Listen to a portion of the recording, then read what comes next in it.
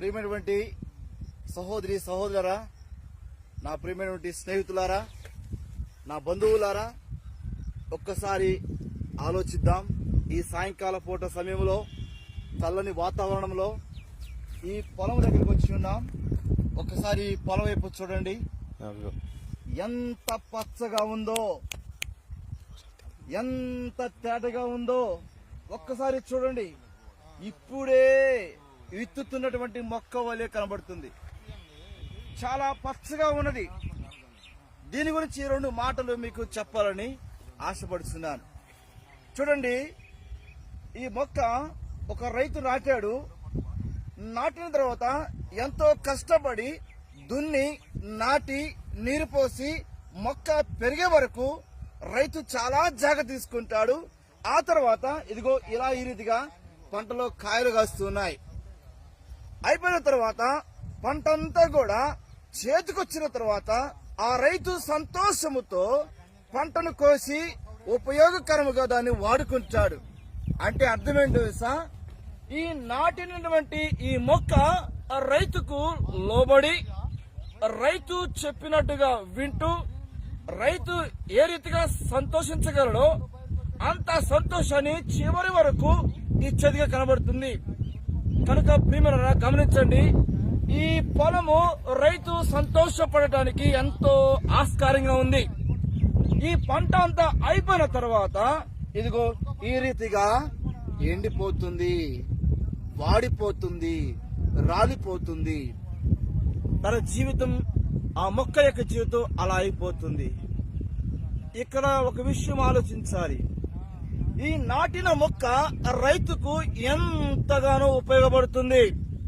రైతు సంతోషపడే విధముగా ఉపయోగపడుతుంది. నేను అడుగుతున్నాను, నిన్ను నాటిన దేవుడున్నాడు, నిన్ను పోషించిన దేవుడు ఉన్నాడు. నీవు పచ్చగా ఉండటానికి, నీవు సంతోషంగా ఉండటానికి, నువ్వు ఎదగటానికి, నీవు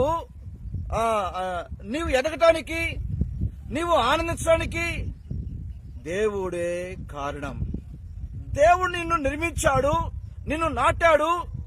ఎదుగునంతగా అంతకంతకు ఎదుగునంతగా చేస్తూ వచ్చాడు.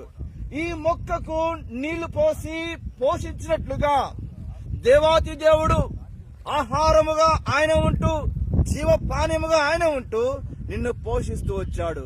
ఒక్క ప్రశ్న, ఈ నాటినటువంటి మొక్క రైతుకు ఎంతో ఉపయోగపడుతుంది. నిన్ను నాటినటువంటి దేవునికి నువ్వెంతో ఉపయోగపడుతున్నావు.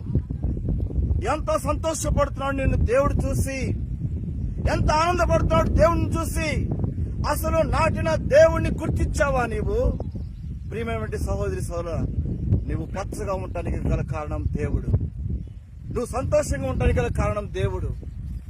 ఈ పంటను చూసిన తర్వాత రైతు ఎంతో సంతోషిస్తున్నాడో, నిన్ను చూసిన దేవుడు అంతో సంతోషించాలి.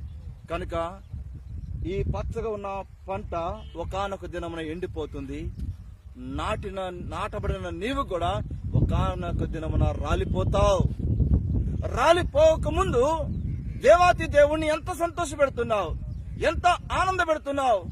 దేవునికి నీ వల్ల వచ్చే ఉపయోగం ఏమిటి ఆలోచించావా? నీ ఇష్టానుసారంగా జీవిస్తే, నీ ఇష్టానుసారంగా నువ్వు బ్రతికితే దేవునికి సంతోషము రాదు. దేవునికి తగినట్లుగా, దేవునికి ఇష్టమైన బిడ్డగా, దేవునికి లోబడుతూ, దేవునితో సహవాసం చేస్తూ, దేవుని మాటలు వింటూ ఉంటే దేవుడు నీ యందు సంతోషించేవాడుగా ఉంటాడు. ఇది దేవుడు కోరుతున్నటువంటి సంతోషం. కనుక ప్రియమైన ఈ మొక్క నీకు నేర్పుతుంది. నేను బ్రతికినంత కాలము రైతును సంతోష పెట్టాను అని ఈ మొక్క చెబుతుంది. మరి నువ్వు, నేను బ్రతికినంత కాలము దేవుని సంతోష పెట్టేవాడిగా ఉన్నాను అని చెప్పగలవా? ఆలోచించు.